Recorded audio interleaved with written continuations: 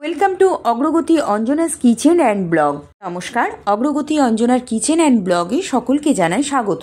আজকের ব্লগটি একেবারেই অন্য ধরনের একটি ব্লগ আপনাদের সামনে নিয়ে চলে আসলাম।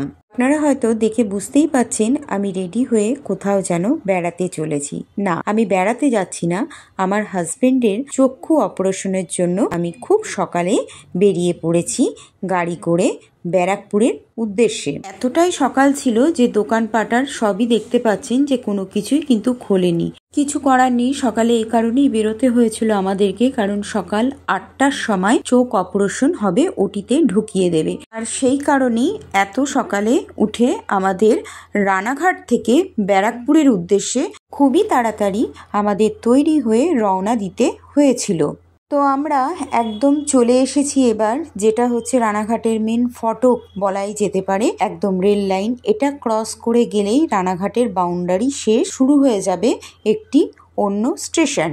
প্রথমে পড়বে পায়রাডাঙ্গা, তারপরে চাকদা, তারপরে আস্তে আস্তে শুরু হয়ে যাবে কলকাতার দিকে যাওয়ার পথ। দেখতেই পাচ্ছেন যে এতটাই ভোরে বেরিয়েছিলাম যে একটা কুয়াশার মতন আস্তরণ কিন্তু মাঠ ঘাটে ছড়িয়ে রয়েছে। আর যেহেতু এটা শরৎকাল চলছে, আর দেখুন সেই কারণে কত কাশফুল ফুটে রয়েছে রাস্তার ধারেতে।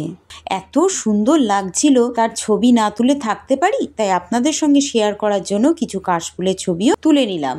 দেখুন আমরা এবার চলে এসেছি অনেকটাই। টোল ট্যাক্স দেওয়ার জন্য গাড়িটা দাঁড়িয়েছিল। টোল ট্যাক্স দেওয়া কমপ্লিট হয়ে গেলে আবার আমরা বেরিয়ে পড়লাম। এবার আমরা প্রায় কল্যাণীর কাছে চলে এসেছি। কল্যাণীর কাছটা ঢুকলে পরে বেশ সুন্দর, চারিপাশটা সবুজে সবুজে ঘেরা, গাছপালা দিয়ে ঘেরা, এত ভালো লাগে না দেখতে, কি বলবো। এটা কল্যাণী ছাড়িয়ে অনেকটা দূরই প্রায় চলে এসেছি আমরা, প্রায় কাঁচরাপাড়ার কাছাকাছি। আমরা এখন কাঁচরাপাড়ার মধ্যেই রয়েছি। আর এই গাছগুলোকে দেখতে দেখতে আমার ছোটবেলার কিছু কথা মনে পড়ে গেল। ছেলেবেলায় যখন আমরা কোনো হাই রোড দিয়ে গাড়ি করে অথবা বাসের মধ্যে করে কোথাও যেতাম, তখন এই 34 নম্বর জাতীয় সড়কের দুপাশ ধরে প্রায় 100-200 বছরের পুরনো মোটা মোটা গুড়ির গাছের তলা দিয়ে গাড়িগুলো যখন ছুটে চলতো, তখন কিন্তু ভীষণ ভালো লাগতো। ন্যাশনাল হাইওয়ে রাস্তাটিকে চওড়া করতে এবং 4 লাইনের রাস্তা বানাতে গিয়ে আমাদের সেই 200 বছরের পুরনো গাছগুলো কিন্তু কাটা পড়েছে। হ্যাঁ, মানুষের যাতায়াতের হয়তো সত্যিই সুবিধা হয়েছে, কিন্তু তার সাথে কোথাও প্রাকৃতিক সৌন্দর্যটা হারিয়ে গিয়েছে। প্রাকৃতিক সৌন্দর্যর পাশাপাশি যে প্রাকৃতিক ভারসাম্যটা বজায় রাখতে এই গাছগুলো, আর এই গাছগুলোকে কেটে বড্ড বেশি উন্নত হতে গিয়ে আমরা নিজেরাই নিজেদের ক্ষতি করে বসছি। আমরা এবার আমাদের গন্তব্যস্থল, যেখানে আমার হাজবেন্ডের চক্ষু অপারেশন হবে, সেই হসপিটালটায় চলে আসলাম। সামনেই একটি গণপতির মূর্তি রয়েছে পাথরে, আর এই পাথরের গণেশের মূর্তিটির নিচে দেখুন লেখা রয়েছে, শুধুমাত্র কঠোর পরিশ্রমের ফলেই কিন্তু প্রস্তর মানে পাথরকেও ঈশ্বরে রূপান্তরিত করা যায়। কথাটা কিন্তু অনেক কিছুই বুঝিয়ে দিল। আমি এখানটায় একটু বসে রয়েছি, এখন ওটিতে ঢুকিয়ে দিয়েছে, কি হয়। আর ওটি করার পর আমার হাজবেন্ডকে নিয়ে আমি রওনা দিয়ে দিলাম আমার বাড়ির উদ্দেশ্যে। ওই হসপিটালটিতে বেশিক্ষণ রাখিনি, আধ ঘন্টা মতন রেস্ট নেবার পরই আমি বেরিয়ে পড়েছিলাম। এখন আর কোনো সেলাই কাটার ঝুট ঝামেলা থাকে না, একটা কালো চশমা পরিয়ে দেয় আর ওদের লেন্স থাকে, লেন্স লাগিয়ে দিলেই কমপ্লিট। যাই হোক, বাড়ির দিকে রওনা দিয়ে দিয়েছি। পথে যেতে যেতে আমরা কিন্তু এই নৈহাটি আর কল্যাণীর কাছে প্রায় চলে এসেছি। এটা হালি শহরের গেট দেখালো। এবার এগিয়ে চলেছি, যেতে যেতে এবার প্রায় কল্যাণীর ব্রিজের কাছে আমরা পৌঁছে গেছি। আর মাত্র হাতে গোনা 20 থেকে 15 মিনিট সময় বাকি বাড়ি পৌঁছাতে। আজকের ব্লগ ভিডিওটি আমি 2 দিন নিয়ে তৈরি করেছি।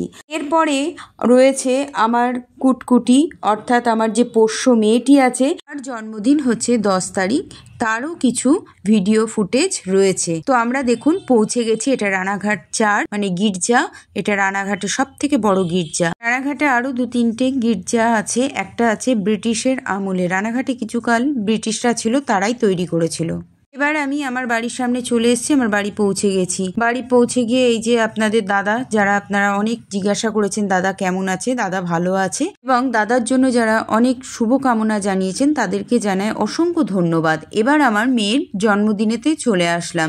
হ্যাপি বার্থডে, হ্যাপি বার্থডে সোনা। এটা কি খাবে? এটা কি খাবে? এটা কি খাবে? কি খাবে? কি খাবে? এটা কি খাবে? এটা কি খাবে? এটা কি খাবে? এবার বলি, এই যে জন্মদিন পালনটা দেখছেন, এটা কিন্তু এই বছরের জন্মদিন পালনের ভিডিও বা ছবি নয়। প্রতি বছরই ওর জন্মদিন পালন করা হয় আমার সাধ্য মতন, কিন্তু এবছরে যেহেতু আপনাদের দাদার চক্ষু অপারেশন হয়েছে, সেই কারণে বাজারহাট করা হয়ে ওঠেনি। এই জন্য এবছরটা ওর জন্মদিন পালন সেরকম ভাবে হয়নি। এই ছবিগুলো যে দেখছেন, এগুলো আমার গ্যালারিতে ছিল 2 বছর আগেকার জন্মদিনের ভিডিও এবং ছবি।